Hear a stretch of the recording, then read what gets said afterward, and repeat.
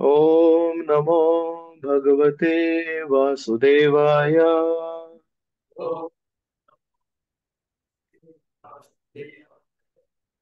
ओम नमो भगवते वासुदेवाय।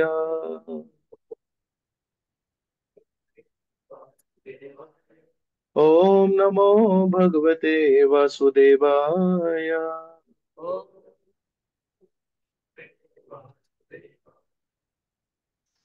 हरे कृष्ण सर्वांना दंडवत प्रणाम सगळ्यांचे आजच्या श्रीमद भागवत चर्चेमध्ये स्वागत आहे। आज आपण चर्चा करत आहोत श्रीमद भागवतम स्कंद क्रमांक 1 अध्याय क्रमांक 2 आणि श्लोक क्रमांक 7 यातून। वासुदेवे भगवती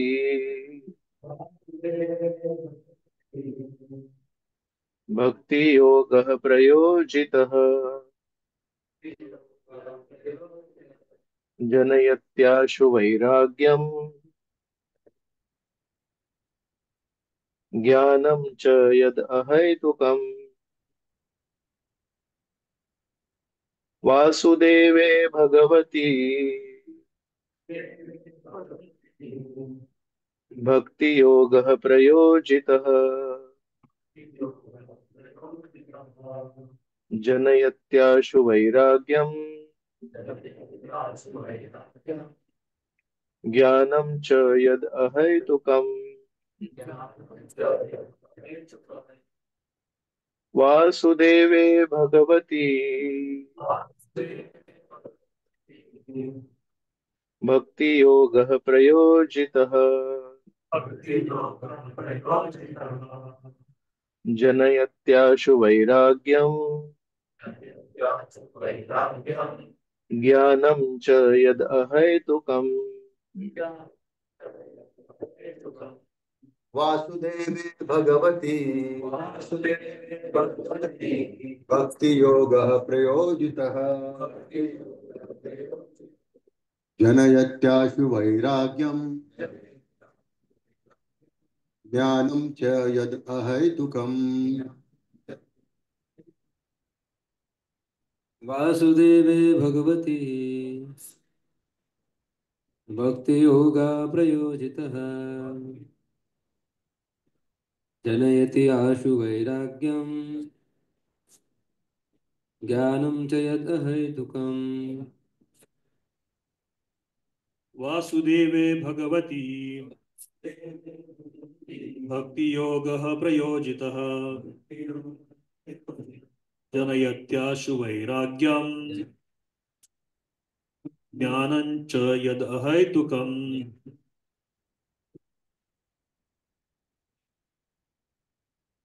माताजी। वासुदेवे भगवती भक्ति योग प्रयोजितः जनयत्याशु वैराग्यम् ज्ञानं च यद् हेतुकम्। वासुदेवे भगवती भक्ति योगः प्रयोजितः जनयत्याशु वैराग्यम् ज्ञानं च यत् अहेतुकम्। आपण शब्दांचं भाषांतर बघूया। भाषांतर आणि तात्पर्य कृष्ण कृपा मूर्ती एसी भक्तिवेदांत स्वामी शिल प्रभुपाद द्वारे। हरे कृष्ण। वासुदेवे श्रीकृष्णाच्या ठिकाणी, भगवती भगवंतांच्या ठिकाणी, भक्ती योग प्रेममय सेवा प्रयोजित आचरण केल्याने जनयती अवश्य उत्पन्न करते आशु शीघ्र वैराग्यम विरक्ती ज्ञानम ज्ञान च आणि यत जे अहैतुकम अहैतुकी अकारण। ट्रान्सलेशन। भगवान श्रीकृष्णांची प्रेममय सेवा भक्ती करण्याने मनुष्यास तत्काळ अहैतुकी ज्ञान आणि भौतिक जीवनाविषयी अनासक्ती प्राप्त होते। तात्पर्य श्रील प्रभुपादांद्वारे, जे लोक भगवान श्रीकृष्णांची प्रेममय सेवा करणे म्हणजे भौतिक भावुकता समजतात, ते असा विवाद करतात की दिव्यानुभूतीसाठी धर्मग्रंथात यज्ञ, दान, तप, ज्ञान, योग आणि तत्सम प्रक्रिया सांगितल्या आहेत, आणि ज्यांना उच्च स्तरावरील साधना करता येत नाही त्यांच्यासाठी भक्ती मार्ग आहे. सामान्यपणे असे म्हटले जाते की भक्तिपंथ हा शूद्रांकरिता, वैश्यांकरिता आणि अल्पज्ञ स्त्री जातीकरिता आहे, परंतु वस्तुस्थिती अशी नाही. भक्तिपंथ सर्व दिव्य साधन पद्धतीत सर्वश्रेष्ठ आहे, आणि म्हणून तो एकाच वेळी उदात्त आणि सुगम आहे. जे शुद्ध भक्त आपला भगवंतांशी संबंध व्हावा म्हणून तीव्र इच्छा करतात त्यांच्याकरिता भक्तिपंथ उदात्त आहे, आणि जे भक्ती भावनेच्या उंबरठ्यावर नुकतेच आलेले आहेत अशा नवसाधकांकरिता भक्तिपंथ सुगम आहे. भगवान श्रीकृष्णांशी असलेल्या आपल्या संबंधाची प्राप्ती करणे हे एक मोठे विज्ञान आहे. हे विज्ञान शूद्र, वैश्य, स्त्रिया आणि इतकेच काय, पण जे हीन कुळात जन्मलेल्या शूद्रांपेक्षाही हीन स्तरावर आहे अशा अखिल प्राणीमात्रांसाठी उपलब्ध आहे. असे असताना सुयोग्य ब्राह्मण आणि महान साक्षात्कारी राजे अशा उच्च स्तरावरील लोकांबाबत काय बोलावे. यज्ञ, दान, तप अशी जी श्रेष्ठ प्रतीची इतर कर्मे आहेत ती सर्व शुद्ध आणि वैज्ञानिक भक्तिपंथाची सहाय्यक अंगे आहेत. ज्ञान आणि आसक्ती ही तत्वे म्हणजे दिव्य अनुभवाच्या मार्गावरील दोन महत्वाच्या गोष्टी आहेत. संपूर्ण आध्यात्मिक प्रक्रिया ही सर्व प्राकृत आणि अप्राकृत गोष्टींचे पूर्ण ज्ञान करून देते. अशा परिपूर्ण ज्ञानाचे फळ हे हे आहे की मनुष्य सांसारिक आसक्तीतून मुक्त होतो आणि आध्यात्मिक कर्मामध्ये आसक्त होतो. अल्पबुद्धीच्या लोकांना वाटते त्याप्रमाणे भौतिक गोष्टीतून विरक्त होणे म्हणजे संपूर्णपणे निष्क्रिय होणे नव्हे. चांगली किंवा वाईट फळे देणारी कर्मे न करणे म्हणजे नैष्कर्म्य होय. नकार म्हणजे सकारात्मक गोष्टींचा निषेध नव्हे. अनावश्यक वस्तूंचा निषेध म्हणजे आवश्यक वस्तूंचा निषेध होत नाही. भौतिक स्वरूपाची अनासक्ती याचा अर्थ अभौतिक अथवा आध्यात्मिक बाबतीत उदासीनता नव्हे. भक्ती मार्ग अशा सार्थक स्वरूपाच्या साक्षात्कारासाठी आहे. जेव्हा सार स्वरूपाचा साक्षात्कार होतो तेव्हा असार रूपे आपोआपच दूर होतात. म्हणून भक्तिपंथाच्या विकासासोबत इष्ट रूपाची निश्चितपणे सेवा करण्याने मनुष्य साहजिकच निकृष्ट गोष्टींपासून दूर होतो आणि सर्व श्रेष्ठ गोष्टीत आसक्त होतो. जीवाचा सर्वश्रेष्ठ धर्म भगवत भक्ती हा असल्यामुळे तो भौतिक इंद्रिय भोगातून दूर होतो. शुद्ध भक्तांचे हे लक्षण आहे. तो मूर्ख नसतो, निकृष्ट शक्तीत मग्न नसतो, तसे त्याच्यापाशी प्राकृत मूल्य नसतात. शुष्क तर्कवाद करून या स्थितीवर पोहोचणे शक्य नाही. सर्वशक्तिमान भगवंतांच्या कृपेनेच हे प्रत्यक्षात घडून येते. निष्कर्ष असा की जो शुद्ध भक्त आहे त्याच्या ठिकाणी ज्ञान, वैराग्य इत्यादी सर्व चांगले गुण असतात, परंतु जो केवळ ज्ञानी आहे किंवा त्यागी आहे त्याला भक्तिपंथाची ओळख अवश्य असतेच असे नाही. भक्ती हा जीवाचा सर्वश्रेष्ठ धर्म आहे. श्रील प्रभुपाद की जय. ओम अज्ञानतिमिरान्धस्य ज्ञानाञ्जनशलाकया चक्षुरुन्मिलितं येन तस्मै श्रीगुरवे नमः. नमो विष्णुपादाय कृष्णप्रेष्ठाय भूतले श्रीमते भक्तिवेदान्त स्वामिनिति नामिने. नमस्ते सारस्वते देवे गौरवाणी प्रचारे निर्विशेष शून्यवादी पाश्चात्य देशतारिणे. जय श्री कृष्ण चैतन्य प्रभु नित्यानंद श्री अद्वैत गदाधर श्रीवासदि गौर भक्त वृंद. हरे कृष्णा कृष्ण कृष्ण हरे हरे, हरे राम राम राम हरे हरे. हरे कृष्ण. आजच्या श्लोकामध्ये एक मुद्दा मांडलाय. जर कोणी श्री परमेश्वराप्रती, श्री हरींप्रती जर भक्ती केली तर अशा व्यक्तीच्या हृदयामध्ये ज्ञान आणि वैराग्य हे दोन्ही आपोआप निर्माण होईल. अहेतुकी अहेतुकम. मागच्या श्लोकामध्ये आपण चर्चा केली की जी भक्ती आपल्याला परमेश्वराप्रती करायची आहे ती निस्वार्थी असायला पाहिजे. सवयी पुंसाम परो धर्मो यथो भक्तिरधोक्षजे. अहेतुकी अप्रतिहता. तो एक अहेतुकी भक्ती करायची आहे आणि एक अप्रतिहता भक्ती करायची आहे. अर्थात त्यामध्ये कुठला स्वार्थ नसावा आणि त्यामध्ये कधी व्यत्यय नाही यायला पाहिजे. आणि जर अशा प्रकारची स्वार्थ मुक्त आणि व्यत्यय मुक्त भक्ती जर कोणी केली तर आज त्याच्या पुढचं आपल्याला परिस्थिती सांगतायत. त्याच्या पुढे असं होणार आहे की अशा व्यक्तीच्या हृदयामध्ये स्वतःहून काही इतर प्रयत्न न करता ज्ञान निर्माण होणार आणि वैराग्य पण निर्माण होणार. तर हे ज्ञान आणि वैराग्य गरजेचं आहे का? एकदा एक व्यक्ती एक उंच शिखर चढण्याचा प्रयत्न करत होता आणि उंच शिखर फार कमी लोकांनी कधी गाठलं होतं. आणि हा व्यक्ती अशा प्रकारे हा उंच शिखर गाठताना अनेक अनेक लोकांनी तिथे प्रयत्न केला होता. आपण आपल्या आजच्या चर्चेसाठी आपण म्हणू की माउंट एव्हरेस्ट चढायचं होतं याला. आणि माउंट एव्हरेस्टला चढण्यासाठी अनेक लोकांनी प्रयत्न केलेत पण किती लोक यशस्वी झालेत? फार कमी लोक यशस्वी झालेत.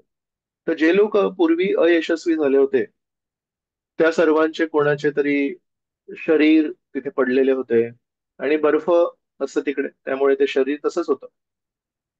तसे अनेक अनेक मृतदेह या व्यक्तीला दिसत होते शिखर वर गाठताना प्रयत्न करताना.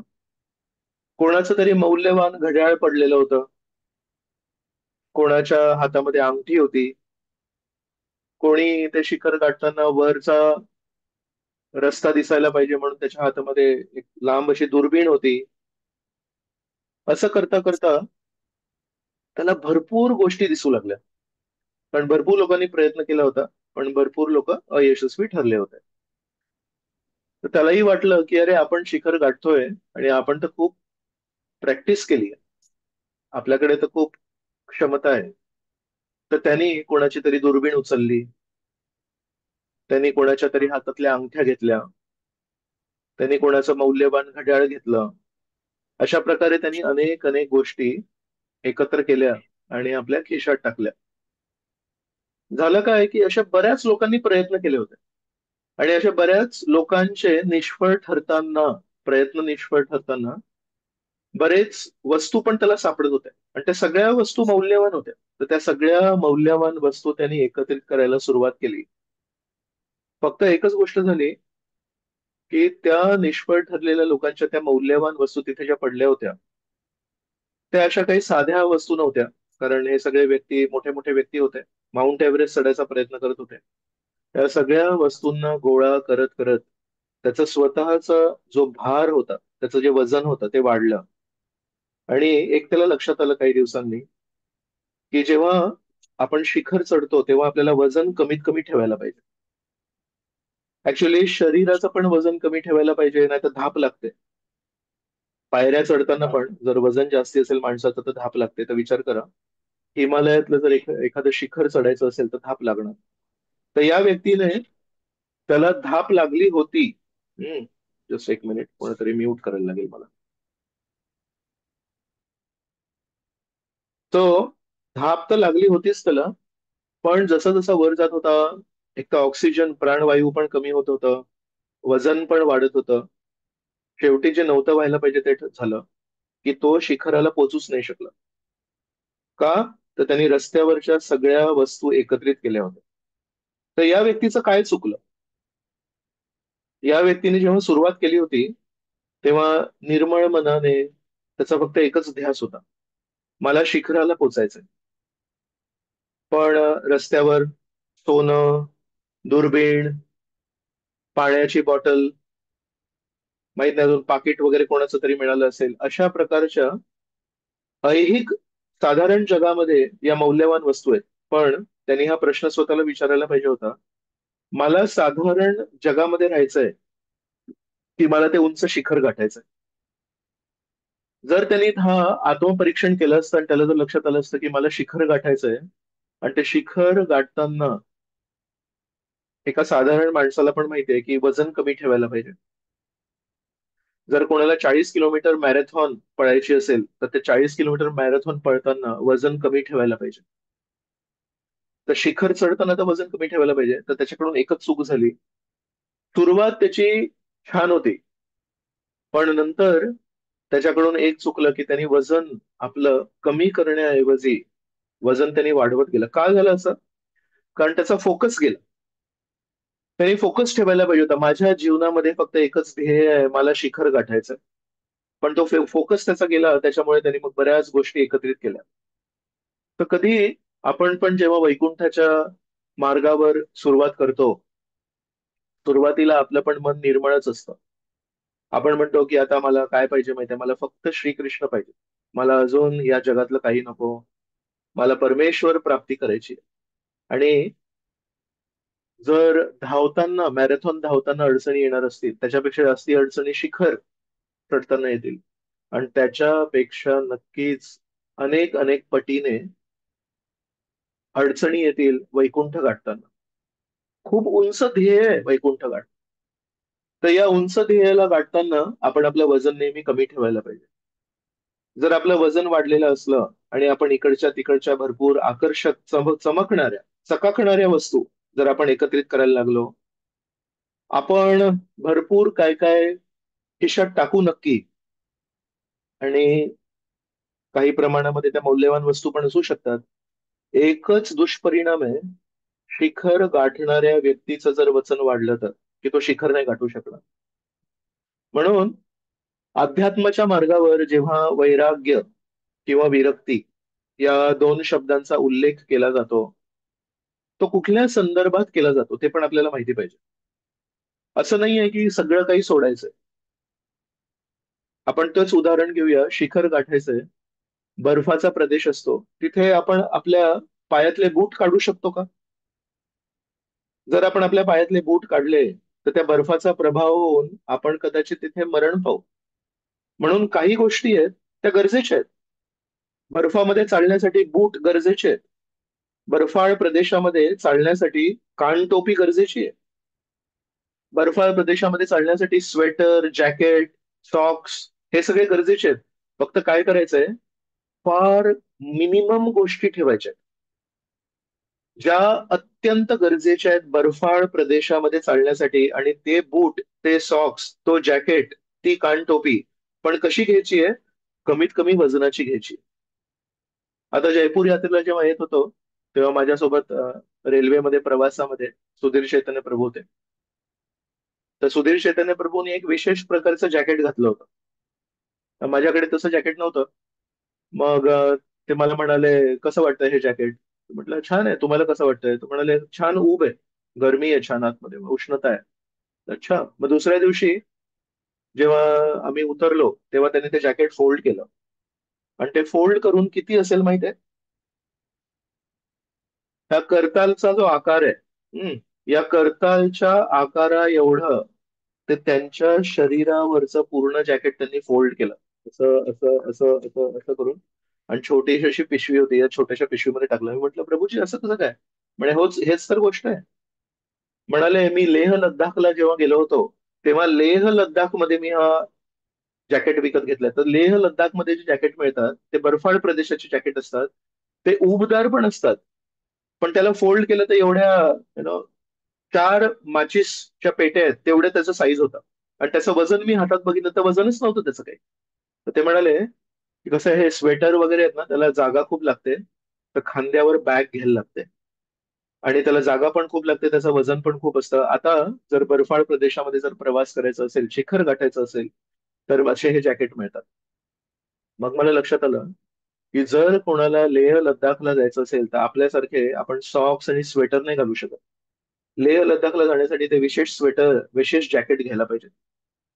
म्हणून श्री चैतन्य महाप्रभू आपल्याला काय म्हणतायत? श्री चैतन्य महाप्रभू म्हणतायत, अरे आपल्याला ना खूप उंच शिखर गाठायचंय, आपल्याला वैकुंठ गाठायचंय. आणि ते वैकुंठ गाठताना फार मिनिमम गोष्टी आपल्याकडे ठेवायच्या आहेत. आणि त्या मिनिमम गोष्टी पण त्या प्रवासाला अनुसरून ठेवायच्या आहेत. आणि त्या मिनिमम गोष्टींचं वजन पण अत्यंत कमीत कमी ठेवायचंय. आणि त्या कमीत कमी गोष्टी, कमीत कमी वजनाच्या गोष्टी व्यतिरिक्त काहीच नाही ठेवायचं. आणि म्हणून श्री चैतन्य महाप्रभू आपल्याला म्हणतायत, न धनम, न जनम, न सुंदरीम, कविताम वा. या जगामध्ये साधारणपणे हेच तर प्रलोभन आहेत. धनसंपत्तीचं प्रलोभन आहे. जे वैराग्याच्या मार्गावर आहेत, जे भगवे कपडे धारण करतात आणि म्हणतात की आम्हाला पैशांची काही मोह नाही वगैरे, त्यांना जन पाहिजे, म्हणजे अनुयायी पाहिजे. आपण पण बघा ना, नकळतपणे असं म्हणतो ना, या संन्यासीचे किती शिष्य आहेत, या संन्यासीचे इतके शिष्य आहेत, आणि या संन्यासीचे किती शिष्य आहेत, या संन्यासीचे कमी शिष्य आहेत. तर आपल्याला नकळतपणे मनातल्या मनात वाटतं, ज्या संन्यासीचे जितके शिष्य आहेत त्याच्यावरून आपण त्यांची आध्यात्मिक उंची माप करायचा प्रयत्न करतो. पण यात किती अनुयायी आहेत आणि किती शिष्य आहेत आणि त्या संन्यासीचं काय आध्यात्मिक स्तर आहे याच्यामध्ये काहीच कनेक्शन नाही. कधी कधी असं होतं की कोणी आध्यात्मिक गुरु असतील, त्यांचे तत्व इतके उंच असतील, त्यांचे तत्व इतके शुद्ध असतील की लोकांना नाही जमत ते, तर त्यांचे शिष्य कमी असतील. पण याचा अर्थ असा नाही की त्यांची लेवल कमी आहे. श्रील प्रभुपादांना त्यांचे शिष्य म्हणायचे, प्रभुपाद, तुम्ही अमेरिकेमध्ये प्रचार करताय आणि तुम्ही हे 4 नियम मांडलेत, याच्यातला अवैध संबंधाचा जो नियम आहे, तो एक नियम जर तुम्ही कमी केला, अमेरिकेमध्ये हेच चालतं प्रभुपाद, परस्त्री संघ, परपुरुष संघ, हे तर नॉर्मल आहे इकडे. लग्नाच्या आधी संबंध, लग्नाच्या नंतर संबंध, हे सगळं तर नॉर्मल आहे इकडे. तुम्ही जर आमची एक विनंती ऐकली, नशापान नक्कीच ते शरीराला घातक आहे, सर्वांना माहितीये. मांसाहार, त्याच्यामध्ये हिंसा आहे, इतर जीवात्म्यांवर हिंसा आहे, तर ते आपण अमान्य आहे आपल्याला. आणि जुगार खेळणं, त्याच्यामध्ये परिवाराचा नाश होतो, लोक एकमेकांना लुबाडतात, ते पण.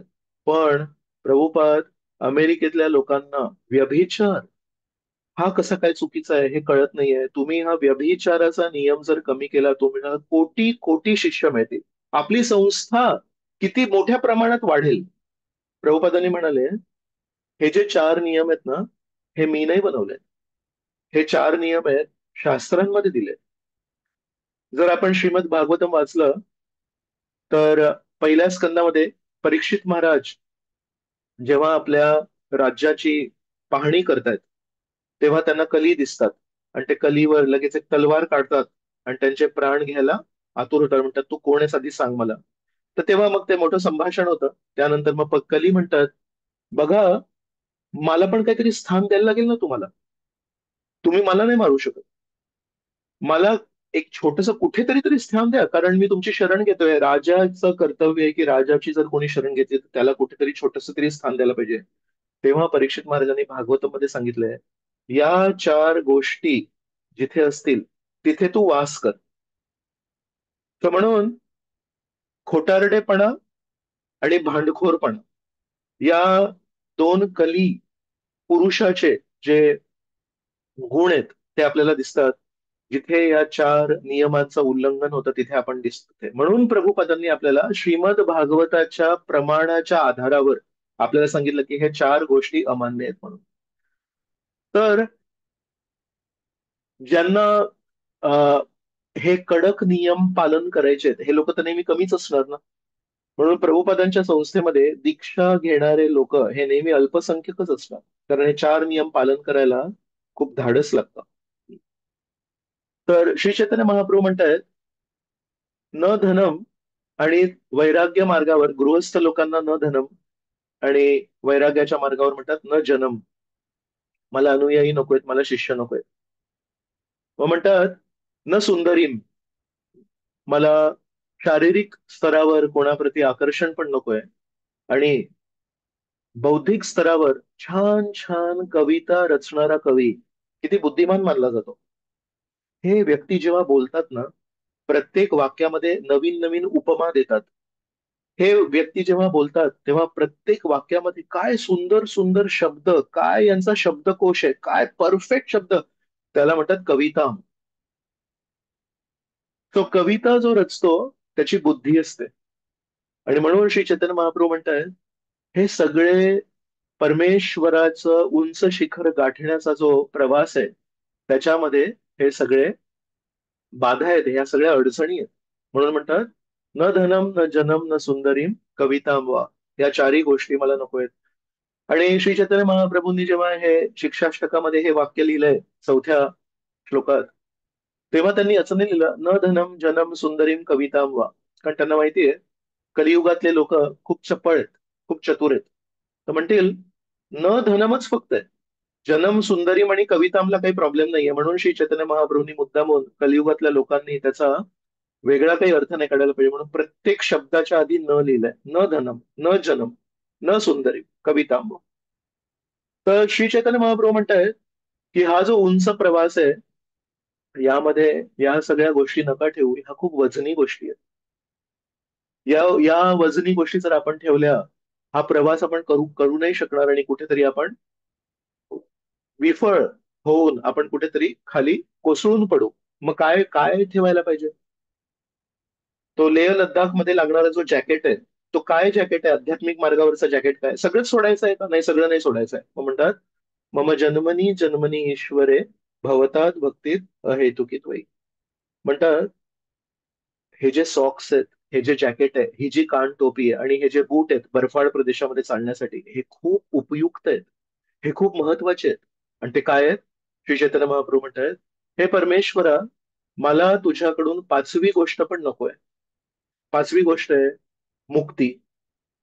कारण जेव्हापर्यंत हे भौतिक शरीर आहे तेव्हापर्यंत जन्म, व्याधी आणि म्हातारपण हे येत राहणार, आजार येत राहणार. जन्माच्या वेळेस त्या छोट्याशा पिशवीमध्ये 9 महिने राहायला लागणार. म्हणतात मला ना पाचवी गोष्ट पण नकोय, जी कोणी मागत नाही, मुक्ती. अल्पसंख्यक लोक मागतात.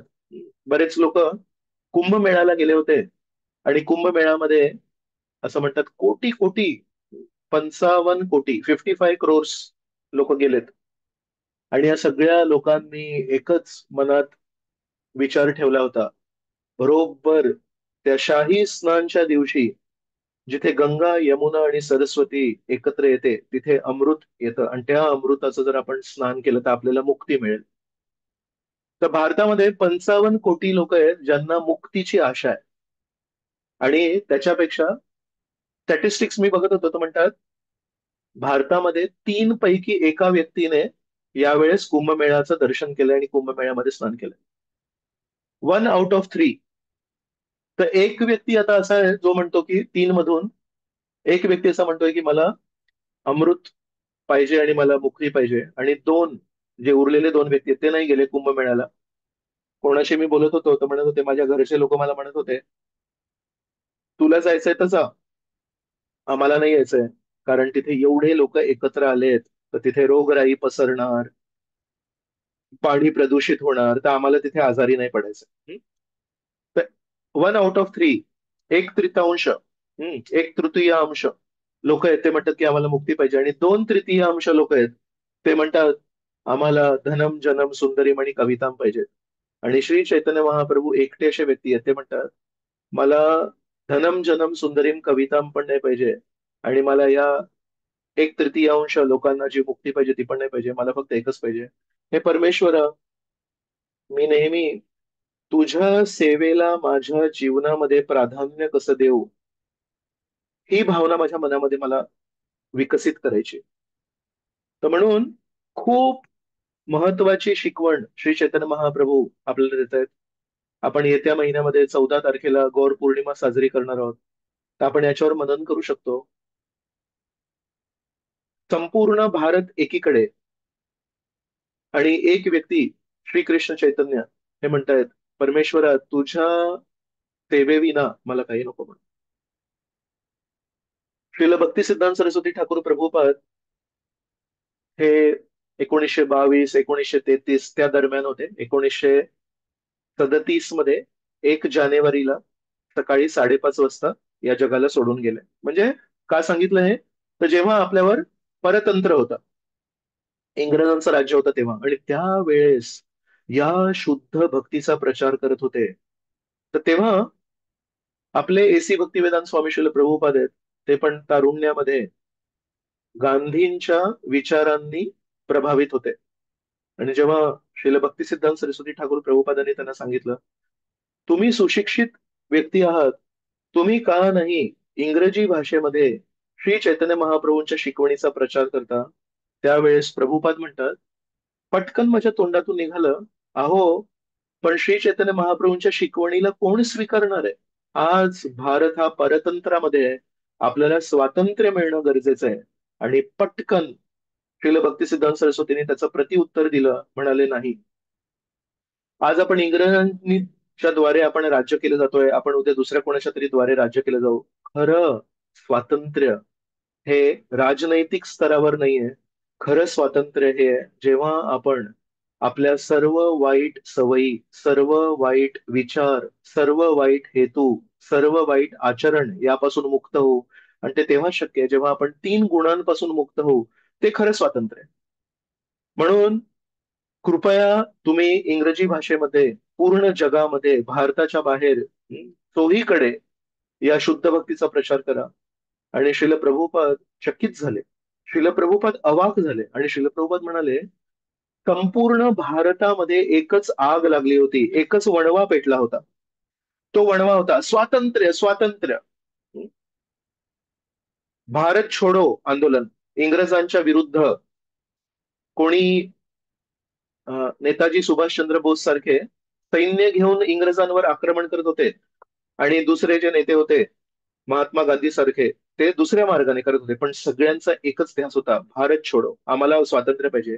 आणि या संपूर्ण भारत देशामध्ये केवळ एक व्यक्ती होते, ते म्हणत होते, राजनैतिक स्वातंत्र्याला तेवढं महत्व नाहीये जेवढं आध्यात्मिक स्वातंत्र्याला आहे. आणि ते आध्यात्मिक स्वातंत्र्य केवळ दुर्मिळ विचार असणारे एकमेव श्री चैतन्य महाप्रभू, त्या दुर्मिळ विचार असणाऱ्या त्या दुर्मिळ व्यक्तीची जी दुर्मिळ विचारधारा आहे, ती दुर्मिळ विचारधारा जेव्हा आपण स्वीकार करू, तेव्हाच आपल्याला साध्य होईल.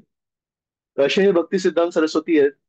त्यांनी या शुद्ध भक्तीचा प्रचार केला आणि कुठेही तडजोड नाही केली. तर भक्ती सिद्धांत सरस्वतींच्या प्रणाम मंत्रामध्ये येतं, श्री रूपानुग विरुद्ध अपसिद्धांत ध्वांत हारिणे. श्री भक्तिसिद्धांत सरस्वती यांच्या प्रणाम मंत्रामध्ये येते की रूप गोस्वामी श्री चैतन्य महाप्रभूंचे प्रमुख शिष्य आहेत, त्यांच्या सिद्धांतांना अपसिद्धांत, त्यांच्या विरुद्ध जर कोणी बोलत असेल, श्रील भक्तिसिद्धांत सरस्वती ठाकूरांनी ते कधीच सहन नाही केलं आणि पटकन त्याला पकडायचे. जेव्हा भक्तिसिद्धांत सरस्वती प्रवचन द्यायचे, तेव्हा अनेक अनेक लोकांना वाटायचं, एक सिंह आहे की काय हा? सिंह ज्याप्रमाणे वेगाने बोलतो आणि त्याच्यामध्ये जेवढा कॉन्फिडन्स असतो, तेवढ्या कॉन्फिडन्सने श्रील भक्ती सिद्धांत सरस्वतींनी शुद्ध भक्तीचा प्रचार केला. केव्हा? जेव्हा भारतावर इंग्रजांचं राज्य होतं. बरेच गोष्टी आहेत सांगण्यासारख्या, आज आपल्याकडे तेवढा वेळ नाहीये. या श्रील भक्ती सिद्धांत सरस्वतींचा असा हा प्रचार बघून त्यांच्याकडे इतके ब्रह्मचारी, इतके गृहस्थ, इतके संन्यासी शिष्य आहेत हे बघून एक घटना आहे. नेताजी सुभाषचंद्र बोस त्यांच्याकडे आले आणि म्हणाले, तुम्ही जर एक इशारा केला तर हे सर्व लोक भारताच्या स्वातंत्र्यासाठी भाग घेऊ शकतात. आणि मला लोकांची कमी आहे, माझ्या सैन्यामध्ये मला लोकांची कमी आहे. तर कृपया तुमच्या आश्रमामध्ये तुमच्या गृहस्थ अनुयायींना, शिष्यांना तुम्ही सांगणार का की मला मदत करण्यासाठी? मला खूप मदत होईल आणि भारताला स्वातंत्र्य मिळेल. भक्ती सिद्धांत सरस्वतींनी नेताजी सुभाषचंद्र बोसांना सांगितलं, हे माझे सगळे ब्रह्मचारी शिष्य, संन्यासी शिष्य बघा, त्यांच्या शरीरामध्ये काही जास्ती शक्ती नाहीये, असे बारीक वगैरे दिसत आहेत बघा. ते हे बिचारे लोक आहेत, यांना काही शारीरिक शक्ती नाहीये. हे बिचारे लोक इथे बसून हरिनाम करतात, साधना करतात, यांच्याकडून जास्ती काही होऊ शकत नाही. यांना साधना करू द्या, यांना हरिनाम करू द्या. तुम्ही बाहेरच्या समाजामधून लोकांना तुमच्या सैन्यासाठी एकत्रित करा. अशा प्रकारे एक योग्य उत्तर देऊन श्रील भक्ती सिद्धांत सरस्वतींनी नेताजी सुभाषचंद्र बोसांना स्वतःचा एक शिष्य पण नाही दिला. म्हणजे भक्ती सिद्धांत सरस्वतींना किती त्या मार्गाच्या उपयुक्त असल्याच्या त्या भावनेमध्ये किती विश्वास आहे की नाही, शुद्ध भक्ती हीच महत्वाची. म्हणून आजच्या श्लोकामध्ये सूत गोस्वामी म्हणतायत, जर आपण शुद्ध भक्ती केली, त्या शुद्ध भक्ती व्यतिरिक्त काहीही करायची गरज नाहीये. कारण भक्ती मार्गामध्ये आपण काय करतो? भक्ती मार्गामध्ये साधारणपणे आपण काय करतो? परमेश्वराला स्नान करतो, परमेश्वराला खूप सुंदर हार अर्पण करतो, परमेश्वराला वस्त्र परिधान करतो, परमेश्वराला वेगवेगळे अलंकार आपण अर्पण करतो, परमेश्वरासाठी खूप छान भोग आपण अर्पण करतो आणि तो भोग नंतर परमेश्वराच्या मुलांना आणि मुलींना वाटप करतो. तर तात्विक दृष्टीने आजच्या तात्पर्यामध्ये लिहिलंय, कोणी म्हणू शकतो हे असं सिम्पल करताय ना तुम्ही, नुसतं तुम्ही स्वयंपाक आधी नव्हते करत का? आधी पण करत होते, आता पण करताय. काय मोठं करताय मग तुम्ही? तुमचा गृहस्थ आश्रम पण तुम्ही परिवर्तन नाही केला. अध्यात्म एवढं सोपं नाहीये. अध्यात्मामध्ये पुढे जाण्यासाठी वैराग्य पाहिजे, अध्यात्मामध्ये पुढे जाण्यासाठी दान पाहिजे, अध्यात्मामध्ये पुढे जाण्यासाठी उपवास करण्याची कडक शक्ती पाहिजे, अध्यात्मामध्ये पुढे जाण्यासाठी खूप मोठमोठे तीर्थ जायला पाहिजेत, त्या कुंडामध्ये स्नान करायला पाहिजे आणि या पवित्र कुंडामध्ये स्नान करायला पाहिजे आणि प्रत्येक वेळेस कुठली महत्वाची तिथी आहे त्या अनुसार वेगवेगळे विधी नियम असतात ते करायला पाहिजे आणि अमुक करायला पाहिजे आणि तमुक करायला पाहिजे. आणि तुम्ही गृहस्थ आश्रमामध्ये राहताय आणि छान छान तुमच्या घरी जेव्हा येतो तेव्हा छान छान प्रसाद पण खाताय. या तुमच्या जीवनशैलीने तुम्हाला काही आध्यात्मिक यश मिळणार नाहीये. तर प्रभुपदांनी आज तात्पर्यामध्ये हा विचार मांडलाय की कोणी असं म्हणू शकतात, काय मोठी गोष्ट आहे भक्ती मार्गामध्ये? काय अशी मोठी गोष्ट आहे? भक्ती मार्गामध्ये काहीच मोठी गोष्ट नाहीये. तर प्रभुपाद सांगतायत, आज श्रीमद भागवत गृहस्थाश्रमी लोक, जे लोक आपल्या घरी राहून श्री श्री राधा कृष्ण यांची सेवा करतायत आणि एका अर्थाने बाह्य दृष्टीने त्यांनी त्यांच्या जीवनामध्ये काही मोठं परिवर्तन नाही केलंय, त्यांना श्रीमद भागवतम आज एक आश्वासन देत आहे.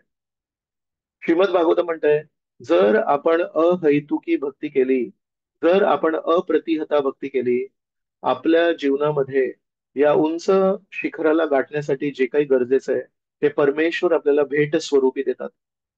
अशा व्यक्तीच्या जीवनामध्ये वैराग्य निर्माण होतं. कुठल्या गोष्टींप्रती वैराग्य निर्माण होईल?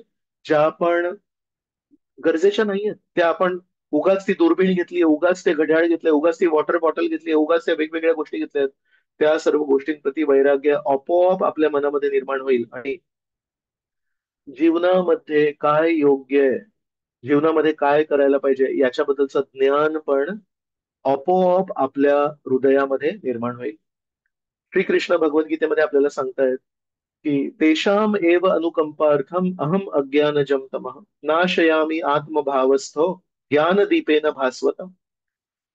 चतुश्लोकी भगवद्गीतेचा जो शेवटचा श्लोक आहे त्याच्यामध्ये श्रीकृष्ण म्हणतात, जर कोणी प्रामाणिकपणे माझी सेवा केली त्याच्या हृदयामध्ये मी ज्ञानाचा दीप स्वतः लावतो.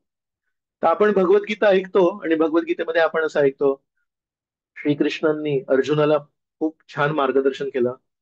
आपल्यामधून कोणीही व्यक्ती अर्जुनासारखं श्रीकृष्णांकडून जर वैयक्तिक मार्गदर्शन मिळवण्याचा अभिलाषी असेल, आजचा श्लोक आपल्याला खूप महत्वाचा श्लोक आहे. श्रीकृष्ण आपल्या हृदयामध्ये राहत आहेत आणि आपल्या हृदयातून आपल्या प्रत्येक व्यक्तीला वैयक्तिक मार्गदर्शन करायला श्रीकृष्ण आश्वासन देतात भगवद्गीतेमध्ये. तुमच्यातून किती लोकांना श्रीकृष्णांचं वैयक्तिक मार्गदर्शन पाहिजे? जर मार्गदर्शन पाहिजे असेल तर श्री चैतन्य महाप्रभू, श्रील भक्तिसिद्धांत सरस्वती, श्रील प्रभुपाद यांनी दिलेल्या मार्गाचं जर अवलंबन केलं, श्रीकृष्ण आपल्या हृदयाच्या रथाचे दोर स्वतःच्या हातात घ्यायला तयार आहेत आणि म्हणतील, तुमच्या जीवनाचा सारथी मी बनायला तयार आहे. फक्त त्यासाठी आपण एकच करायचंय, निस्वार्थी आणि अप्रतिहता भक्ती आपल्याला करायची आहे. 4 प्रकारचे लोक असतात आणि या 4 प्रकारचे लोक कसे 4 प्रकारचे लोक आहेत हे सांगतो. तर 2 गोष्टी आहेत आपल्या समोर, एक आहे परमेश्वर आणि एक आहे परमेश्वराची प्रकृती. तर आपण म्हणू सृष्टी आणि सृष्टीकर्ता. या जगामध्ये जे लोक आहेत, पहिला विभाग, पहिली श्रेणी आपण बघूया. काय? त्यांना प्रकृतीशी प्रेम आहे पण त्यांना परमेश्वराशी प्रेम नाही. त्यांना या जगामध्ये आनंद घ्यायचा आहे, त्यांना परमेश्वराशी काही घेणं नाही. याला आपण या श्रेणीला म्हणू भोगी.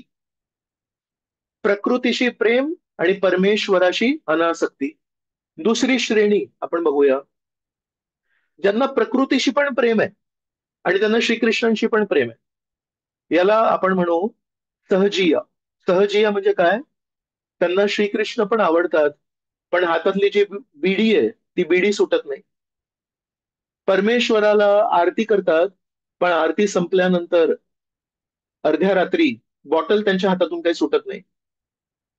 परमेश्वराची खूप भक्ती करतात, पण इतर वाईट सवयी काही सुटत नाहीत.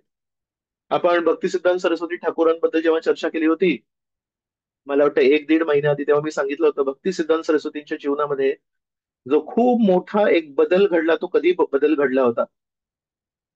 त्यावेळेस आपण चर्चा केली होती, त्यांनी त्यांच्या घरी एक कीर्तन कार्यक्रम ठेवला होता पूर्व आश्रमात भक्तिविनोद ठाकूरांच्या घरी. आणि त्या कीर्तन कार्यक्रमामध्ये जो मुख्य गायक होता त्यांनी पूर्ण संध्याकाळ परमेश्वराच्या स्तुतीमध्ये अनेक अनेक गीत आणि भजनं गायली होती आणि त्याच्या डोळ्यातून अश्रू वाहत होते. आणि भक्तिसिद्धांत सरस्वती खूप प्रभावित झाले होते त्या व्यक्तीने. आणि ते कार्यक्रम संपल्यानंतर ते व्यक्ती निघून गेले. पण भक्तिसिद्धांत सरस्वतींना लक्षात आलं, यांनी प्रसाद नाही घेतलाय. आणि तेव्हा भक्तिसिद्धांत सरस्वतींनी त्यांच्यासाठी एक प्रसादाचा टिफिन पाठवला. ते व्यक्ती जे टिफिन घेऊन गेले आणि उशिरा त्यांच्या घरी जेव्हा पोहोचले, तेव्हा त्यांनी त्या व्यक्तीला त्यांच्या घरी काही करताना बघितलं. ते करताना बघून त्या व्यक्तीला शॉक बसला. आणि ते व्यक्ती येऊन भक्तिसिद्धांत सरस्वतींना सांगितले की ते व्यक्ती तर त्यांच्या घरी असं असं करत होते. मग तेव्हा भक्तिसिद्धांत सरस्वती लक्षात आलं, कीर्तनामध्ये अश्रू वाहणे आणि हृदयाच्या पाठीला हरिनामाच्या कापडाने पुसणं, या दोन वेगवेगळ्या गोष्टी आहेत. एका श्लोकामध्ये अं बहुतेक मी प्रभुपादांच्या प्रवचनात ऐकलं, मला आता आठवत नाही ते श्री चैतन्य चरितामृतामध्ये होतं की भागवतामध्ये होतं, पण प्रभुपाद सांगतात, जेव्हा आपण खोटे अश्रू वाहतो, लोकांना दाखवण्यासाठी जेव्हा अश्रू वाहतो, जसं सिनेमामध्ये रडण्याचा सीन असतो तेव्हा ग्लिसरीन टाकतात आणि अश्रू, तसे काही काही भागवत कथाकार आहेत, ते जेव्हा श्रीकृष्णांची स्तुती करतात तेव्हा मुद्दामून बोलता बोलता डोळ्यामध्ये काहीतरी टाकतात जेणेकरून अश्रू वाहतात. आणि लोक सगळे बिचारे लोक म्हणतात, अरे बापरे, हे प्रवचनकार तर रडायला लागले श्रीकृष्णांची स्तुती करताना. तर प्रभुपाद प्रवचनामध्ये म्हणतात, जर आपण खोटे अश्रू वाहत असू तर ते अश्रू आपल्या हृदयामध्ये जे काही आपले साक्षात्कार आहेत किंवा जे काही आपलं ज्ञान आहे परमेश्वराप्रती, आपण जे काही जाणलो आहे त्याला पुसून टाकतात. जसं पाटीवर आपण काहीतरी लिहिलंय आणि त्याच्यावर जर कोणाचे अश्रू पडले तर ते अश्रू त्या पाटीवर लिहिलेल्या वाचवणं, किंवा तुम्ही नोट्स बनवताय, जर आपण शाहीनी जर आपण नोटबुकवर काही लिहिलं आणि त्याच्यावर जर पाणी पडलं थेंब थेंब तर ती शाही पुसली जाते. तर प्रभुपाद म्हणतात, जर कोणी खोटं नाटक करत असेल आणि जर कोणी खोटे अश्रू वाहत असेल तर ते अश्रू हृदयावर पडणार आणि हृदयावर जे साक्षात्कार आहेत आणि हृदयामध्ये जे परमेश्वराप्रती जे ज्ञान आहे त्याला ते पुसून टाकणार. तर तेव्हा भक्ती सिद्धांत सरस्वतींना कळलं की एवढं सोपं नाही. हम्म. तर आपण ती दुसरी श्रेणी बघत होतो. दुसरी श्रेणी आहे प्रकृतीप्रती पण प्रेम आहे आणि परमेश्वराप्रती पण प्रेम. तिसरे आहेत ज्यांना प्रकृतीप्रती पण प्रेम नाहीये, विरक्त जीवन जगतायत, पण त्यांना श्रीकृष्णांप्रती पण प्रेम नाहीये, तर ते श्रीकृष्णांपासून विरक्त आहेत. तर ही तिसरी श्रेणी कोण आहे? हे तिसरी श्रेणी आहेत मायावादी साधू लोक. संन्यास आश्रम स्वीकारतात, पण कशासाठी संन्यास आश्रम स्वीकारतात? जनसामान्यांना दाखवण्यासाठी आम्ही आजपर्यंत आयुष्यामध्ये एकदा पण थंड पाण्या विना स्नान नाही केलंय, गरम पाणी आज पण नाही स्नान केलंय. असे काय काय साधू आहेत. पण त्यांना जर विचारलं, या परमेश्वर सृष्टी कोणी केली, त्यामुळे ते काय आम्हाला माहिती नाही, आम्ही खूप कडक संन्यासी आहोत, आम्ही थंड पाण्याने स्नान करतो, आम्ही आजपर्यंत कधी तूप आणि तेल खाल्लंच नाहीये. कंदमूळ खाल्लेले साधू आहेत, पण त्यांना श्रीकृष्णांपासून पण अनासक्ती आहे. तर पहिली आसक्ती आहे, पहिली श्रेणी होती प्रकृतीशी प्रेम, परमेश्वराशी अनासक्ती. दुसरी श्रेणी होती प्रकृतीशी प्रेम आणि श्रीकृष्णांशी पण प्रेम. पहिले होते भोगी, दुसरे होते सहजीय. तिसरे होते प्रकृतीशी पण विरक्ती, पण दुर्दैवाने श्रीकृष्णांशी पण विरक्ती, त्यांना कोणाशीच काही घेणं देणं नाही. तर हे आहेत मायावादी. आणि मग चौथी श्रेणी आहे ज्याला प्रकृतीशी अजिबात प्रेम नाहीये, पण त्याला श्रीकृष्णांशी भरपूर प्रेम आहे. हा व्यक्ती कोण आहे? चौथी श्रेणी कोण आहे? चौथी श्रेणी आहे भक्त. वैष्णव कोण आहे? वैष्णव या प्रकृतीशी प्रेम नाही करत, पण तो श्रीकृष्णांशी प्रेम करतो आणि प्रकृतीचा वापर करतो.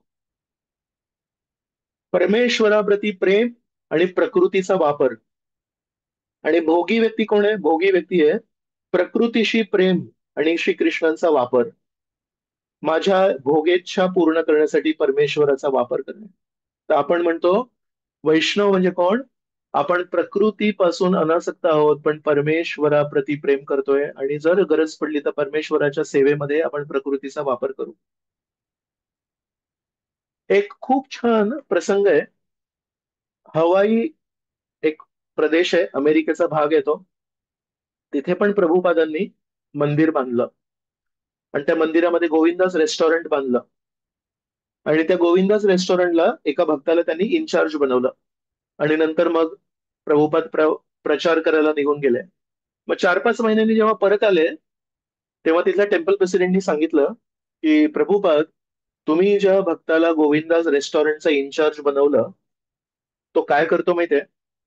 तो गोविंदास रेस्टॉरंट चालवतोय, पण गोविंदास मध्ये जो नफा मिळतो, जो प्रॉफिट मिळतो, तो मंदिराला देत नाही येतो. तर प्रभुपाद म्हणाले किती दिवस झाले? तर म्हणाले तुम्ही गेल्यानंतर त्यांनी ते पैसे दिलेच नाहीयेत. तर कोणाचं मंदिर आहे ते? ते इस्कॉन मंदिर आहे आणि इस्कॉन मंदिराचं ते गोविंदास रेस्टॉरंट आहे. आणि लोक त्या रेस्टॉरंटमध्ये काय येत आहेत? कारण त्यांना वाटतंय की हे मंदिराचं रेस्टॉरंट. पण तिथला जो नफा आहे, तिथला जो प्रॉफिट आहे, तो देतच नव्हता. तो बेसिकली त्यांनी ते जे रेस्टॉरंट आहे ते हडपलं होतं. तर प्रभुपादांना सांगितलं त्यांनी. प्रभुपाद म्हणाले काही हरकत नाही, मी त्याच्याशी बोलतो म्हणून. प्रभुपादांनी त्या शिष्याला बोलवलं आणि म्हणाले की हे जे गोविंदास रेस्टॉरंट आहे हे कोणाचं आहे? एकच प्रश्न विचारला प्रभुपादांनी. तर प्रभुपादांना त्यांनी उत्तर दिलं की हे मंदिराचं आहे. तर प्रभुपाद म्हणाले मग जर हे मंदिराचं आहे तर याचे पैसे कोणाला द्यायला पाहिजे? तर तो गप्प बसला, त्याने उत्तर नाही दिलं. मग प्रभुपादांना लक्षात आलं की जरी त्याच्या मनात तो स्वीकार करतोय की हे गोविंदास रेस्टॉरंट परमेश्वराचं आहे, इस्कॉनचं आहे, पण पैसे त्याला सुटत नाहीत हातातून. तर प्रभुपादांनी म्हटलंय की मग तू काय ठरवलंयस? तर तो म्हणाला मला रेस्टॉरंट पाहिजे. बघा, गुरूंसमोर आधी बोलला की हे रेस्टॉरंट परमेश्वर, तेवढं त्यांनी स्वीकार केलं, कमीत कमी तेवढा निर्लज्ज नव्हता, पण शेवटी म्हणाला मला ते रेस्टॉरंट पाहिजे म्हणून. तर तेव्हा प्रभुपादांनी त्याला काय म्हटलं असेल? प्रभुपाद म्हणाले घे, मी तुला रेस्टॉरंट देतो. आणि तो व्यक्ती उठून निघून गेला. आणि तिथे प्रभुपादांचे सेक्रेटरी बसले होते. प्रभुपादांच्या सेक्रेटरीला थोडंसं वाटलं की अरे, आम्ही तर तुम्हाला कंप्लेंट केली की हा व्यक्ती सगळे पैसे घेतो आणि मंदिराचा रेस्टॉरंट चालवतो आणि आणि तुम्ही त्याला रेस्टॉरंट देऊन टाकलं, असं कसं काय केलं? प्रभुपाद म्हणाले त्याला मी 2 पर्याय दिले होते, रेस्टॉरंट पाहिजे की वैकुंठ पाहिजे. माझ्यासोबत जर राहिला असता, इस्कॉन सोबत जर राहिला असता, तर त्याला परमेश्वराचे चरण दिले असते मी. पण त्यांनी ठरवलं की मला परमेश्वर नकोय, मला गुरु सेवा नकोय, मला इस्कॉन नकोय, मला रेस्टॉरंट पाहिजे. मी त्याला रेस्टॉरंट देऊन टाकलं. या व्यक्तीने ते रेस्टॉरंट कमावलं आणि रेस्टॉरंट चालवलंही असेल, पण विचार करा त्याच्या हातातून काय सुटलं.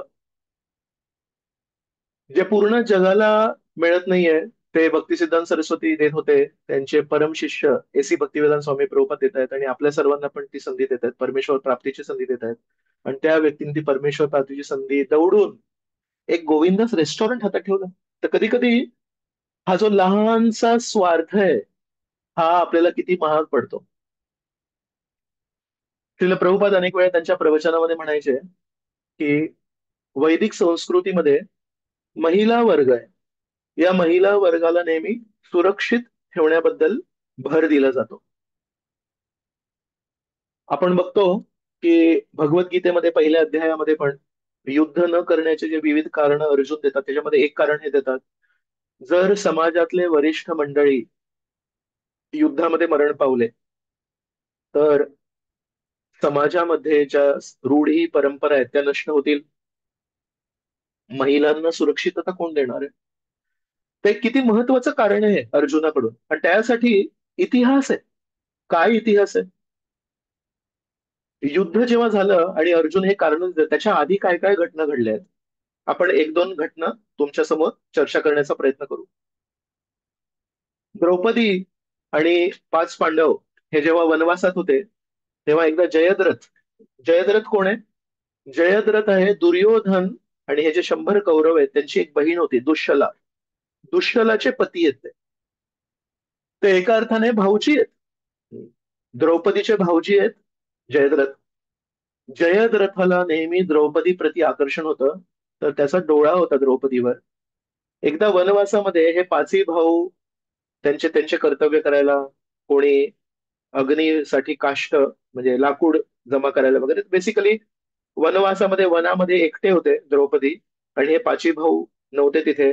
जयद्रथ जेव्हा बघितलं की ही एकटी महिला आहे, तिला जबरदस्ती तिथे गेला, तिचा हात धरला आणि त्याच्या रथावर बसवलं आणि अपहरण केलं त्यांनी द्रौपदीचं. आणि मग द्रौपदी हाक मारत होती, वाचवा वाचवा, तर ते भीमानी ती आणि अर्जुनाने ती हाक ऐकली. मग जयद्रथाला पकडलं आणि जयद्रथाला मारणार होता भीम, पण युधिष्ठिर म्हणाला, आपल्या चुलत बहिणीचा तो नवरा आहे, आपण आपल्या बहिणीचं कुंकू पुसू नाही शकत, तर म्हणून तू नको करू तसं. मग त्याला एक विचित्र त्याचे केस कापले जयद्रथाचे. मग तेव्हा जयद्रथाने ठरवलं होतं की मी पांडवांना सोडणार नाही म्हणून. तर बघा, द्रौपदी एकटी होती बिचारी, तर तिच्यावर चुकीच्या नजरेने जयद्रथाने हटकलं. जेव्हा असत सभामध्ये द्यूत क्रीडा झाली, तेव्हा एक एक पांडव आधी त्यांनी युधिष्ठिराने लावला. मग एक पांडव दास झाला, भीम, अर्जुन, नकुल, सहदेव, मग स्वतः पण युधिष्ठिर पण. जसे हे 5 पांडव 5 पती हरले, नंतर काय झालं? नंतर या लोकांनी म्हटलं, आता तर द्रौपदी एकटी आहे, आता द्रौपदीला संरक्षण करायला कोणी नाही, आता द्रौपदीला लावा. म्हणजे बेसिकली द्रौपदी वर नेहमी ते वाईट विचार होतेच, पण 5 पती त्यांचे होते, त्यांचं संरक्षण करायला कोणतरी होतं. जसे ते 5 पती त्यांचे सेवक झाले, दास झाले, पटकन त्यांनी द्रौपदीला लावलं.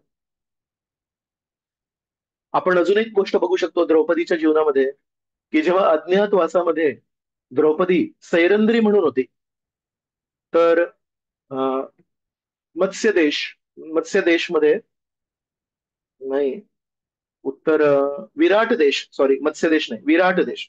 तो विराट प्रदेशामध्ये राणीची सेवा करत होती सैरंद्री. त्या राणीची सेवा करता करता सांगू नव्हती शकत की मी द्रौपदी आहे आणि हे सगळं अज्ञातवासात आहेत. राणीचा भाऊ होता कीचक. कीचकनी जेव्हा त्या दासीला बघितलं, कीचक पण म्हणतोय की कोण आहे, तर ते म्हणतात ती तर माझी दासी आहे. तर आपल्या बहिणीला म्हटलं, आज रात्री माझ्या महलामध्ये माझी सेवा करायला पाठव. आणि ऍक्च्युली सैरंद्रीला लक्षात आलं की रात्री त्याच्या महिलामध्ये सेवा करायला पाठवतं म्हणजे काय. मग बिचारी भीमाकडे गेली आणि म्हणाली असं असं भीम म्हणाले, काय काळजी करू नको, मी जाऊन भेटतो त्याला म्हणून. तर हे 3 उदाहरण आपण बघतोय.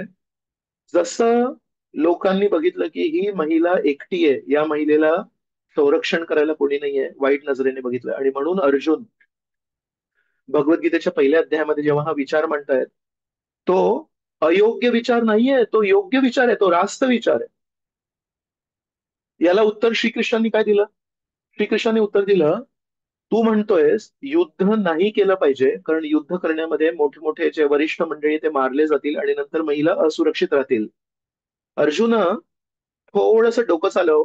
मी म्हणतोय हे लोक जेव्हापर्यंत राजे आहेत तेव्हापर्यंत 3 वेळा तुझ्या पत्नीवर आक्रमण झालंय, तर तुझी पत्नी हे 3 लोक, हे कौरव लोक राज्य करताना असुरक्षित आहे, की आपण युद्ध करून यांना जेव्हा मारून टाकू आणि असे चुकीचे लोक जेव्हा मरण पावतील तेव्हा तुझी पत्नी असुरक्षित आहे. मग अर्जुनाला लक्षात आलं, मी तर थोडं सामाजिक स्तरावर म्हणतोय की वरिष्ठ मंडळी गेल्यावर महिला असुरक्षित असतात, पण श्रीकृष्ण जे म्हणतात ते बरोबर आहे. हे युद्ध गरजेचं आहे. जेव्हापर्यंत जयद्रथ जिवंत आहे, जेव्हापर्यंत कर्ण जिवंत आहे, जेव्हापर्यंत दुर्योधन जिवंत आहे, तेव्हापर्यंत माझी पत्नी ही असुरक्षित आहे. ऍक्च्युली यांना मारल्यावर माझी पत्नी सुरक्षित होईल. तर आपण आपल्या स्तरावर विचार करतो, पण श्रीकृष्णांचा विचार हा एका वेगळ्या स्तरावर असतो. आपण पुन्हा आपल्या मुख्य विषयावर येऊया. तर प्रभुपाद आपल्याला अनेक वेळा म्हणतात की वैदिक संस्कृतीमध्ये महिलांना नेहमी सुरक्षित का ठेवायचे, कारण जेव्हा महिला असुरक्षित असते तेव्हा चुकीच्या नजरेने लोक त्यांना बघतात म्हणून. तर म्हणतात लहानपणी महिला वर्ग हा नेहमी वडिलांनी त्याची काळजी घेतली पाहिजे. तारुण्यामध्ये नेहमी त्यांच्या पतींनी त्यांची काळजी घ्यायला पाहिजे. आणि जेव्हा वय होतं तेव्हा जे पती आहेत ते वानप्रस्थ आश्रम घेतात किंवा संन्यास आश्रम घेतात, तर तेव्हा तरुण मुलाने त्या महिलेची काळजी घेतली पाहिजे. तर विचार करा, एक तुमच्या घराबाहेर एक खूप सुंदर गाडी कोणीतरी पार्किंग करून ठेवली आहे आणि तुम्ही बघितलं की अरे आपल्या बिल्डिंगच्या बाहेर, आपल्या बंगल्याच्या बाहेर, आपल्या घराबाहेर एक गाडी आहे, नवीन चमकणारी, शोरूम मधून बाहेर काढलेली गाडी आहे. त्याचे दरवाजे पण उघडे आहेत. थोडस तुम्ही आतमध्ये बघितलं, सकाळी कोणीच नव्हतं बसलेलं, दुपारी बघितलं कोणीच नव्हतं, संध्याकाळी बघितलं कोणीच नव्हतं. एकदम आकर्षक गाडी आहे, लेटेस्ट गाडी आहे. 1-2 दिवस झाले, कोणी ना कोणी आजूबाजूचा माणूस म्हणेल, अरे एवढी सुंदर गाडी आहे, कोणी दिसत नाहीये, याचा मालक कोणी दिसत नाहीये, थोडं मीच बघतो काही आहे का. दरवाजा उघडल्यावर बघितलं आतमध्ये चावी पण आहे. अरे वा, अजून काय पाहिजे. ती चावीला हात लावला आणि जेव्हा इंजिन ऑन केलं, लगेच असं दुरून एक माणूस धावत आला. उंच धिप्पाट माणूस होता आणि तो म्हणतो, काय रे, माझ्या गाडीला हात कशाला लावला. लगेच तो जो माणूस आहे जो त्या गाडीमध्ये गेला होता, लगेच तो बाहेर येईल आणि म्हणेल, नाही नाही, मी फक्त बघत होतो कुठल्या कंपनीची गाडी. पण जर तो माणूस नाही आला तर नक्कीच हा व्यक्ती त्या गाडीला वापरायला सुरुवात करेल. तशाच प्रकारे जेव्हापर्यंत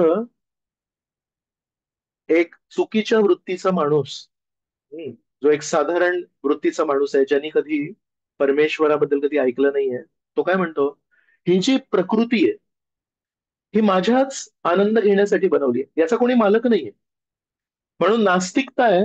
नास्तिकता ही का घातक आहे. नास्तिकता ही घातक आहे का. नास्तिकता आपल्याला शिकवते की ही जी समोर गाडी दिसते ना, याचा कोणी मालक नाहीये, मग कोण वापरणार ही गाडी, तुम्ही वापरायची आहे. ही जी नदी वाहते याचा कोणी मालक नाहीये, कोणी सृष्टीकर्ता नाही, ही नदी कोण वापरणार, आपण वापरणार. हे डोंगर कोण वापरणार, आपण वापरणार. हे वायू, हे आकाश कोणासाठी आहे, माझ्यासाठी आहे. हे समुद्र कोणासाठी आहे, माझ्या भोगासाठी आहे. जेव्हा ही संपूर्ण प्रकृती, तिचा कोणी मालक आपल्याला डोळ्यासमोर दिसत नाही, तेव्हा ही संपूर्ण प्रकृती माझ्या आनंदासाठी, माझ्या उपभोगासाठी आपल्या समोर दिसून येते आपल्याला. आणि साधू संत आपल्याला म्हणतात, ही एवढी जी सुंदर प्रकृती आहे ना, ही तुझ्या भोगासाठी नाहीये, ही परमेश्वराची मालकीची आहे. तुला जर परमेश्वराच्या सेवेमध्ये या प्रकृतीला वापर करता येत असेल तर तू परमेश्वराच्या सेवेमध्ये वापर कर. कुठल्याही महिलेला जाऊन आपण कधी पण सांगू शकतो, तुमचे पती आहेत ना, त्यांना प्रसन्न करण्यासाठी मला एक तुम्हाला काहीतरी गोष्ट शिकवायची आहे, की तुमच्या पतींना ही गोष्ट आवडते, मी तुम्हाला शिकवू का ती गोष्ट कशी करायची. तो स्वयंपाक असू शकतो, गायन असू शकतं, नृत्य असू शकतं, काही इतर काही गोष्टी असू शकतात, मला माहित नाही काय असू शकतात. पण समजा एखादा व्यक्ती एका महिलेकडे गेला आणि म्हणाला, मी गायन शिक्षक आहे आणि मी बघतो की तुमच्या पतींना गायन खूप आवडतं, पण मी बघतो की तुम्हाला गाता येत नाही, तर मी तुम्हाला गायन शिकवू का, जेणेकरून तुम्ही तुमच्या पतींना छान प्रसन्न करू शकता. याच्यामध्ये काहीही चुकीचं नाहीये.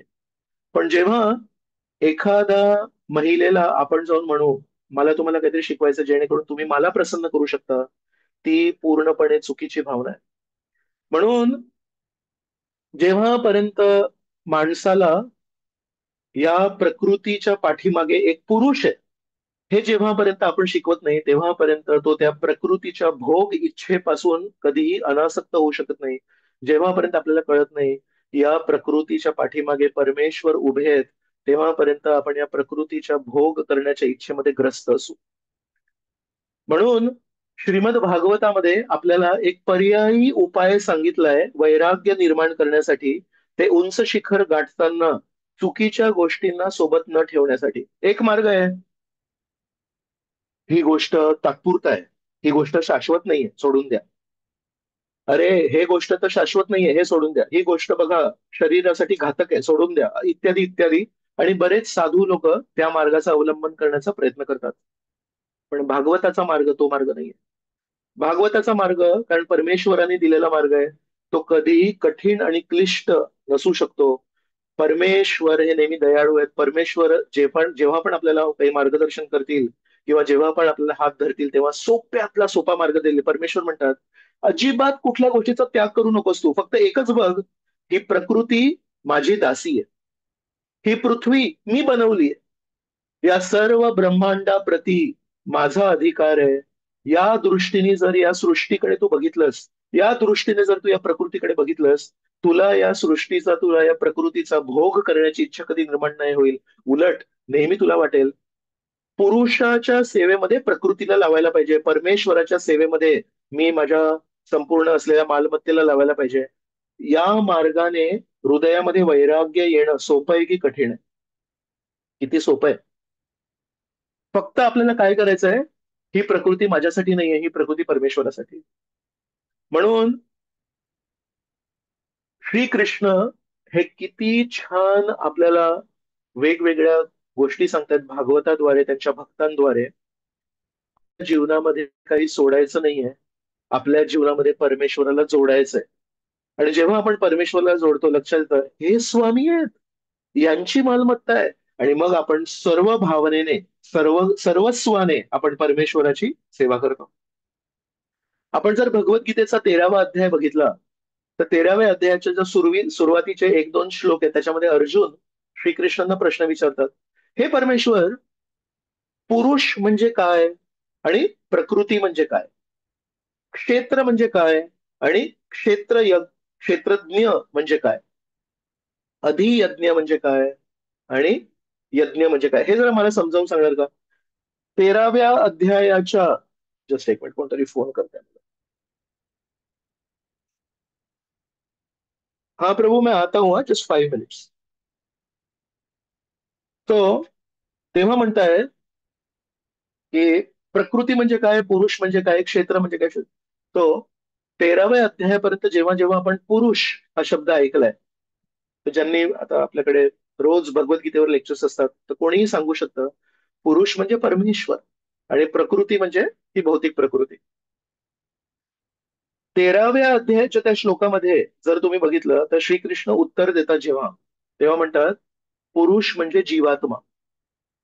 मग आपण म्हणू, अरे आतापर्यंत मी ऐकलं की परमेश्वर हे पुरुष आहेत आणि बाकी सगळे प्रकृती आहेत, आणि जीवात्मा पण प्रकृती आहे ना. जीवात्मा पण त्या परमेश्वराची एक शक्ती आहे, म्हणून आपण पण प्रकृती आहोत. पण परमेश्वर स्वतः 13व्या अध्यायामध्ये म्हणतात जीवात्मा पुरुष आहे. असं का म्हणतात माहितीये? कारण हा जीवात्मा खरं तर ऍक्च्युली सेवक असायला पाहिजे भागवतात, म्हणजे श्रीमद वैकुंठामध्ये परमेश्वराची सेवा करायला पाहिजे. पण हा जीवात्मा जेव्हा या भौतिक जगतात आलाय, तो कशासाठी आलाय माहितीये? मूळ पुरुषाला विरोध करण्यासाठी आलाय, मूळ पुरुषाला डावलण्यासाठी आलाय. तो त्याला म्हणतोय, मूळ पुरुषाला श्रीकृष्णांना परमेश्वर म्हणतोय तू पुरुष नाही बनायचं, तू या प्रकृतीचा भोग नाही करायचा, मी या प्रकृतीचा भोग करणार. जणू काही हा जीवात्मा परमेश्वराचा विरोध करून आपल्या छातीवर एक टी शर्ट घातलाय त्यांनी, आणि त्या टी शर्टवर लिहिलंय मी भोगता, मी भोग करणार. आणि हा टी शर्ट घालून जीवात्म्याचं पतन झालं भौतिक प्रकृतीमध्ये. म्हणून श्रीकृष्णांना जेव्हा आपण विचारतो की पुरुष कोण, श्रीकृष्ण म्हणतात तात्विक दृष्टीने मी पुरुष आहे, पण भावनिक दृष्टीने जर तू बघितलंस, या जगामध्ये जेवढे छोटे छोटे अणु जीवात्मा आहेत ते सगळे पुरुष भावनेत आहेत. आपण कधी कधी मराठी भाषेमध्ये जेव्हा पुरुष आपण हा शब्द वापरतो, तर बेसिकली पुल्लिंगी शब्द येतो आणि स्त्रीलिंगी शब्द नाहीये. पण जर श्रीकृष्णांचे आपण वचन बघितले 13व्या अध्यायामध्ये, तर आपल्या लक्षात येईल की परमेश्वर ज्याला पुरुष म्हणतायत तो कधी कधी या जगामध्ये धोतर घालतो, आणि परमेश्वर ज्याला पुरुष म्हणतायत तो कधी कधी या जगामध्ये साडी पण घालतो. ते जे पुरुष श्रीकृष्ण म्हणतायत ते पुरुष शरीर नाहीये. परमेश्वर जे पुरुष म्हणतायत ती पुरुष भावना आहे. पुरुष भावना म्हणजे भोग भावना, मालक आहे मी ही भावना. आणि ही भावना कोणामध्ये नाहीये. ही भावना ज्यांचं पुल्लिंगी शरीर आहे त्यांच्यामध्ये पण आहे, आणि ही भावना ज्यांचं स्त्रीलिंगी शरीर आहे त्यांच्यामध्ये पण आहे. या जगामध्ये आपण बघतो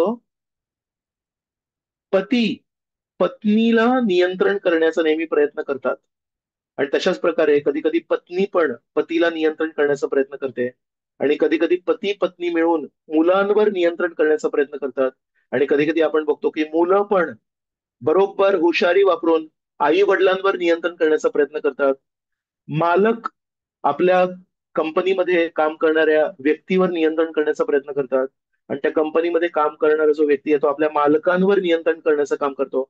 प्रत्येक व्यक्ती फक्त एकच विचार करतोय, माझ्या कामाचं जे काही गरजेचं आहे ते या व्यक्तीकडून कसं खेचून ताणून त्याचा पीळ काढून कसं काढू शकतो, ही आहे पुरुष भावना. याला शास्त्रांमध्ये म्हटलंय पुरुष अभिमान. संस्कृत भाषेमध्ये या भावनेला म्हणतात पुरुष अभिमान. तर हा जो पुरुष अभिमान आहे, हा लहान मुलांमध्ये पण आहे, हा आईमध्ये पण आहे, हा वडिलांमध्ये पण आहे, हा म्हाताऱ्यांमध्ये पण आहे, हा गरिबांमध्ये पण आहे, आणि हा नक्कीच श्रीमंतांमध्ये पण आहे.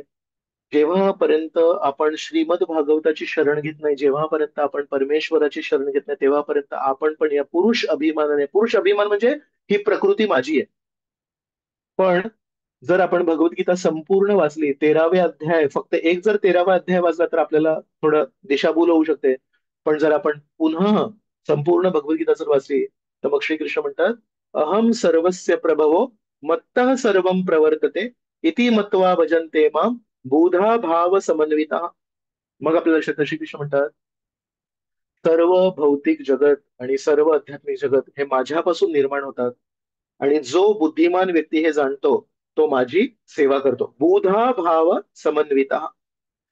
मग आपल्या लक्षात येतं, अरे परमेश्वर आपल्यावर हसतायत, परमेश्वर आपली मस्करी करतायत आणि म्हणतायत हा पुरुष आहे, हा जीवात्मा पुरुष आहे. जीवात्मा कसला पुरुष आहे?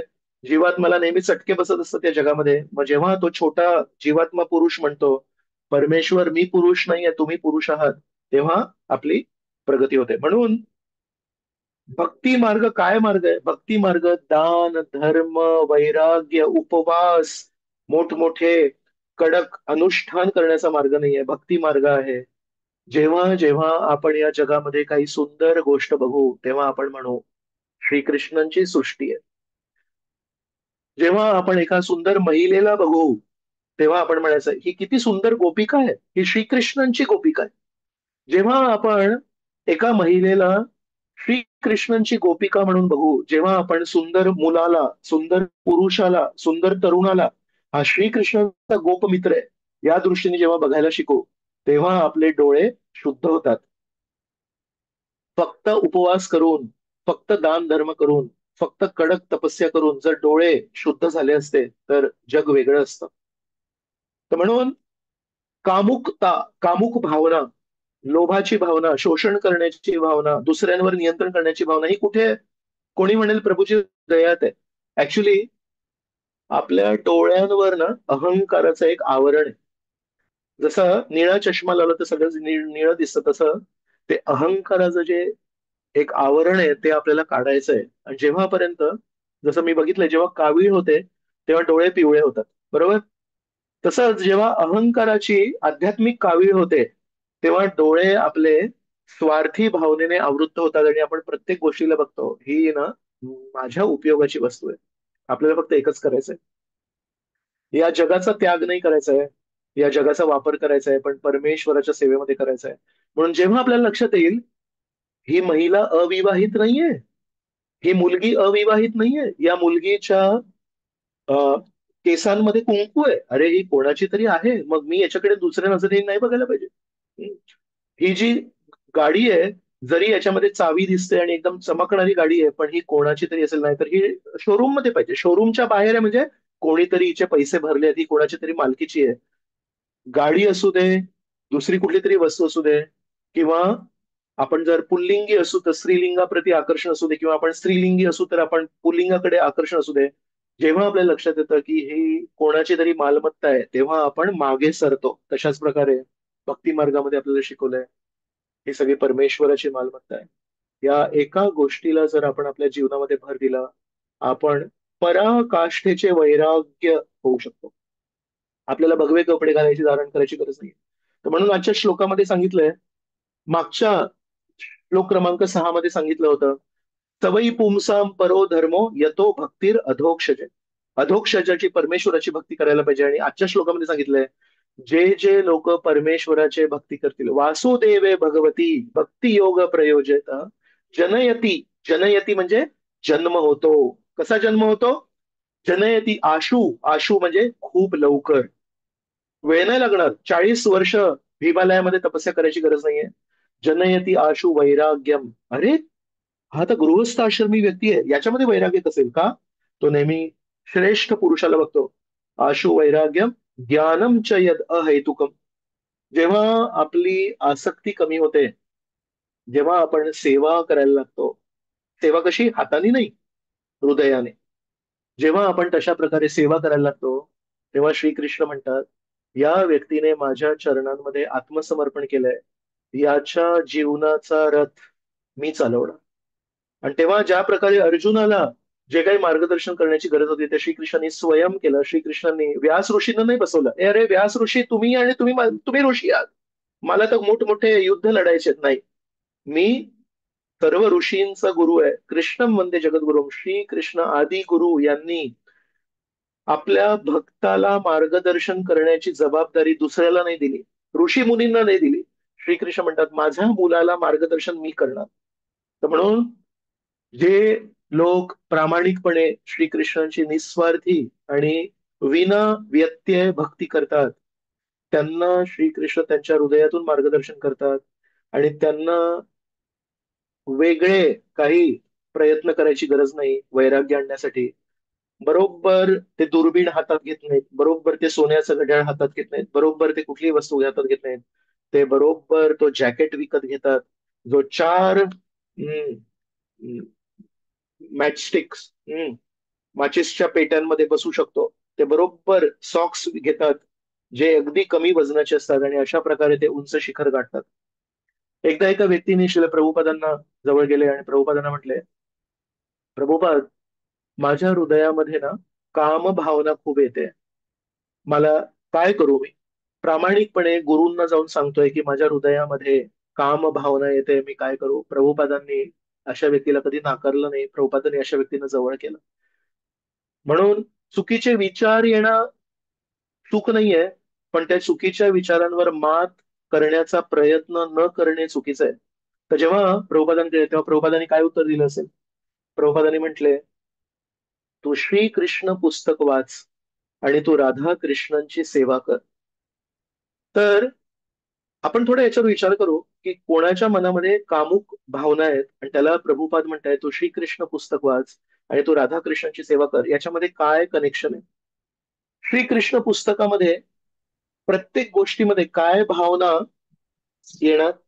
प्रत्येक गोष्टीमध्ये आपल्याला दिसणार की श्रीकृष्ण हे आपल्या भक्तांची काळजी घेतात, श्रीकृष्ण हे सर्व निर्णय घेतात. काहीही झालं तर सगळेजण श्रीकृष्णांकडे येतात आणि म्हणतात श्रीकृष्ण आम्हाला मदत करा, श्रीकृष्ण असं करा, आणि श्रीकृष्ण सांगतात असं करा वगैरे. तर श्रीकृष्ण नियंत्रक आहेत, आपल्या भक्तांच्या जीवनाचे नियंत्रक आहेत, आपल्या भक्तांची काळजी घेतात. आणि म्हणून आपण श्रीकृष्णांच्या आनंदासाठी, श्रीकृष्णांच्या समाधानासाठी आपण जीवन जगायला पाहिजे. जर आपण राधाकृष्णांची सेवा केली, आपल्याला काय दिसणार? राधा राणी हे नेहमी श्रीकृष्णांची सेवा करतात. राधा राणीला कधी काही विचार आला आणि काही चैतन्य चरितामृतामध्ये शिक्षाष्टकम वर जेव्हा निरूपण केलंय कृष्णदास कविराज गोस्वामींनी, तेव्हा तिथे कृष्णदास कविराज गोस्वामी म्हणतात, जर एखाद्या गोपिकेने राधाराणीला जर विनंती केली की श्रीकृष्ण मला म्हणाले की त्यांना मला भेटायचंय, तुम्हाला नाही भेटायचंय, तर राधाराणी त्या गोपिकेला पुढे करतात आणि म्हणतात श्रीकृष्णांची इच्छा आहे की तुला भेटायचंय, तर आज मी श्रीकृष्णांच्या जवळ नाही जाणार, तू जा, कारण मुख्य हेतू हा आहे की श्रीकृष्ण प्रसन्न व्हायला पाहिजेत. जर आपण राधाकृष्णांची सेवा केली तर एक गोष्ट लक्षात येईल, वृंदावनामध्ये सगळे निर्णय हे श्रीकृष्णांच्या प्रित्यर्थ होतात. सर्वजण हे श्रीकृष्णांना पुरुष मानतात आणि त्यांच्या आनंदासाठी जगतात. आणि श्रीकृष्ण अशा भक्तांच्या जीवनाचं नियंत्रण, कंट्रोल स्वतः करतात. म्हणजे या भक्ताला ज्याच्या हृदयामध्ये कामुक भावना होती, त्याला प्रभुपाद म्हणतायत, कामुक भावना जेव्हापर्यंत येणार तेव्हापर्यंत आपल्याला वाटणार, कामुक भावना, नियंत्रणाची भावना तेव्हापर्यंत येणार जेव्हापर्यंत आपल्याला वाटेल की मी पुरुष आहे.